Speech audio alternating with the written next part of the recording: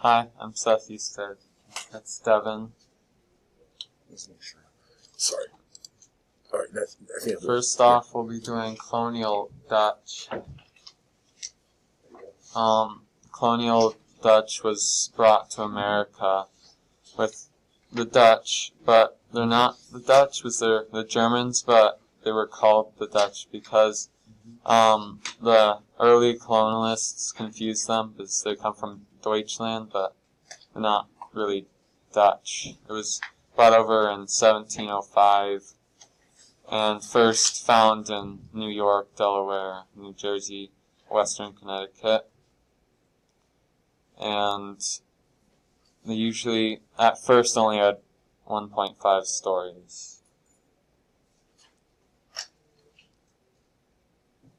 This distinguishing characteristics of the Dutch houses were of having chimneys on both sides of the house in the center.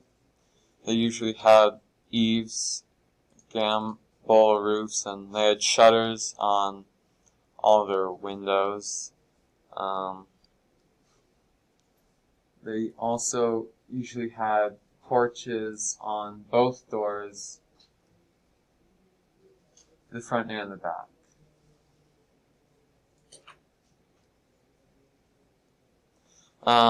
Today it's still mostly found in northeastern America, but it can be found in other places in America too. The things I like about Dutch houses is like the gable roofs. I think they look nice with the design of the house, and I think like they really are quaint houses for me. The only thing I dislike is sometimes they're a little small. Next, we have the Colonial-Saltbox. The Colonial-Saltbox is an American design that has been around since the 1650s. It got its name of Saltbox because it looks like a wooden box from the time that held salt. It was first popular in New England, and there's a theory that it was built because there was a New England tax that would tax buildings more than one story, but since it has one story in the back, it was negated from that tax. Distinguishing characteristics is it had a center chimney in the middle of the house. It had 2 stories in the front, 1 story in the back. It had a cat slide roof, and a cat slide roof is usually just a roof that slopes down really low and almost to the ground level. And a popular add-on for salt boxes is a lean-to in the back, like that one. They also do not have windows in the back of the house. These are mostly found in northeastern America, in the New England territories, I guess.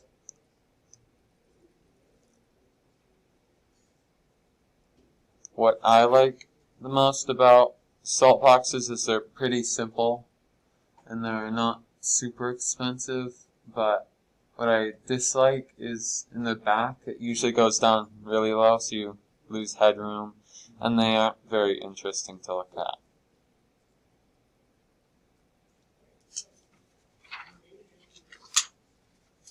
Next up is Colonial-Pennsylvania Dutch. This style was brought over from the Germans to Pennsylvania in 1681. It is usually made of stone. There are usually 2 stories, and they were usually built on farms as farmhouses.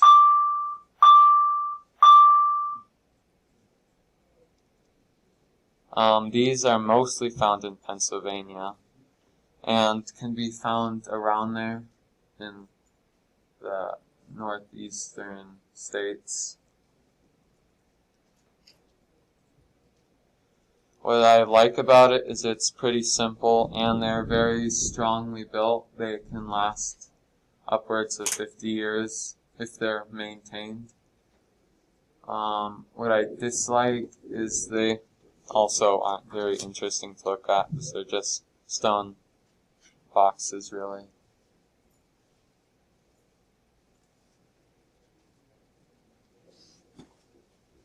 So next up is classic neoclassical. So the neoclassical design features a full-height front porch with classical columns, similar to Greek architecture. The house features symmetrical fronts, to appear more graceful and regal. The detail on the windows and doors also creates a captivating front of the house, and it's very interesting to view. And the house itself can be up to 1 to 2 stories.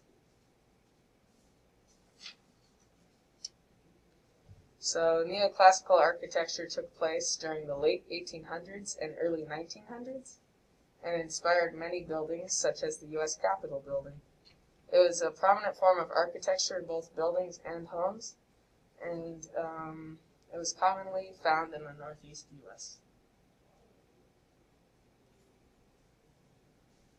Like I said before, it's typically found in the northeastern United States.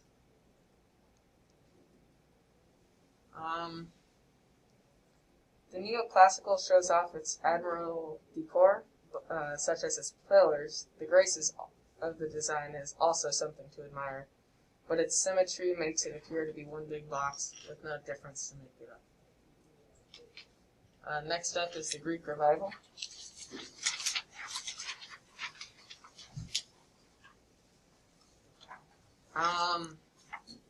So at one point, Greek Revival became known as the national style due to how common the pillars and temple-esque fronts on the nation's churches, banks, town halls, and houses. They were made of stucco and wood and stone to resemble marble pillars and temples. They were painted white to represent power. They often had low-pitched gable and hip roofs, which is that right there. They were joined together to add almost an addition to the house. Because the vault design was unknown to the Greeks, a simple post and beam construction was widely used.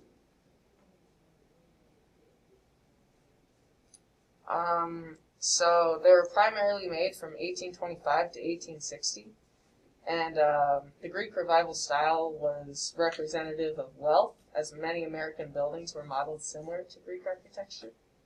They were originally made in America and isolated parts of the country, but soon became the national style, especially for buildings.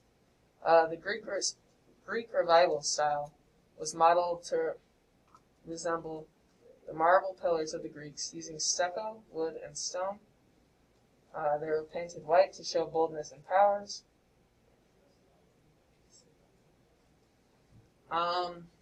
It's typically found in the eastern United States. And then the Greek Revival has a very powerful feel, which I respect. It also has an ample amount of natural light, which provides beautiful interiors. But it is also very boxy in some models, as it is very symmetrical. And without the hip and gable roof, it doesn't change up as well. So next is the Southern Colonial. So the houses were distanced using long driveways to appear more formal. The Southern Colonial took a few aspects of the Greek Revival and often had a row of 4 to 6 columns in the front. The portico is the patio of the house, covered by a roof. The colors used on the interior were navy blue and yellow on the walls, with a red carpet. This created a more regal atmosphere. The house was symmetrical on each side to appear more formal and put together. So the Southern Colonial was built in the 18th century. It was made out of wood and brick and was elevated due to hurricane threats. And Southern Colonial architecture originated from the plantations of the colonies. So it's found in the southern colonies consisting of Maryland, Virginia, North Carolina, South Carolina, and Georgia. I always enjoy houses with a porch, as you can sit outside and enjoy the breeze in a shaded area, so that's one of my likes about the Southern Colonial. And the columns are very prideful and strong, and I admire the flair, but I don't enjoy the regal feel and atmosphere, because it just doesn't seem like a house you'd want to relax in, more of a house you use to entertain people. So this is the front gable, New England, Charleston.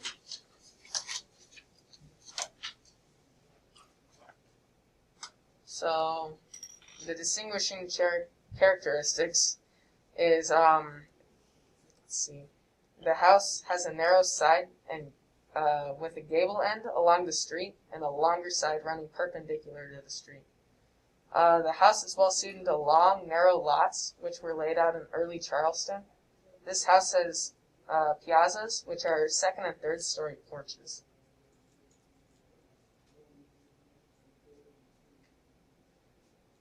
So the Charleston house was built in the 18th to 19th century.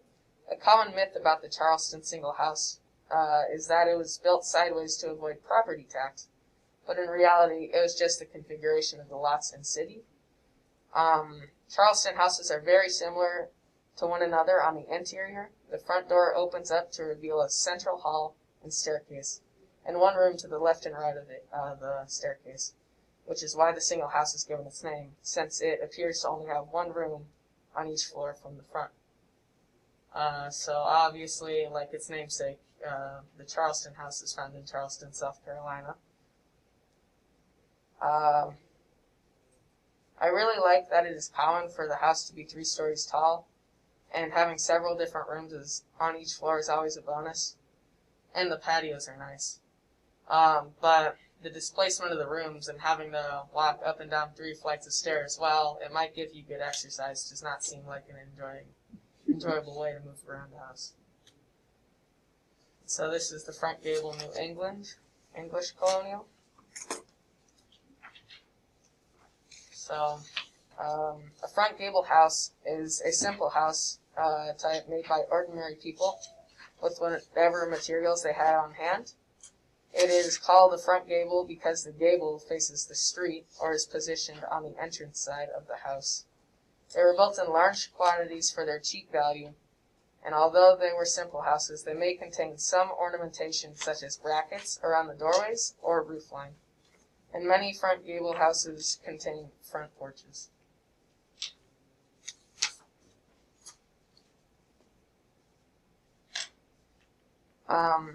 So the front gable house was typically made from 1800 to 1920.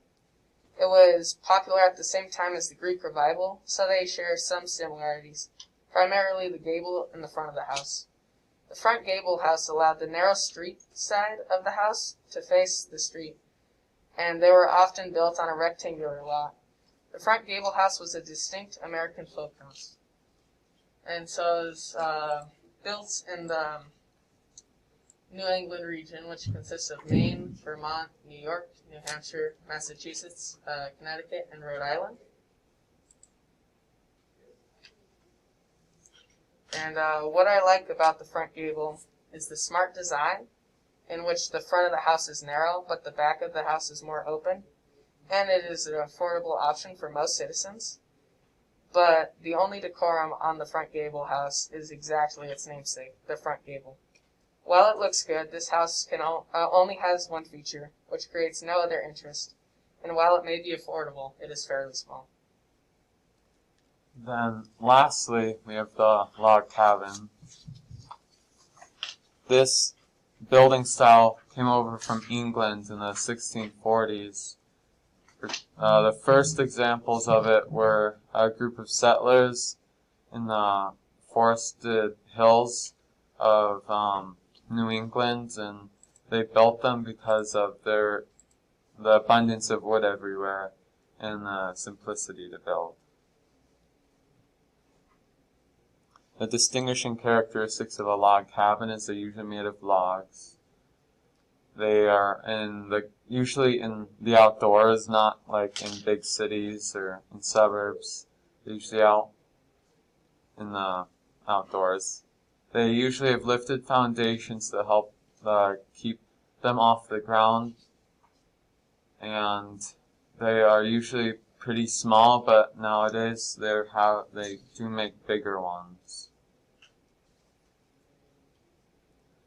Log cabins are usually found in forested regions and in mountainous regions like the Appalachian Mountains and the Rocky Mountains, and sometimes in the Sierra Nevada.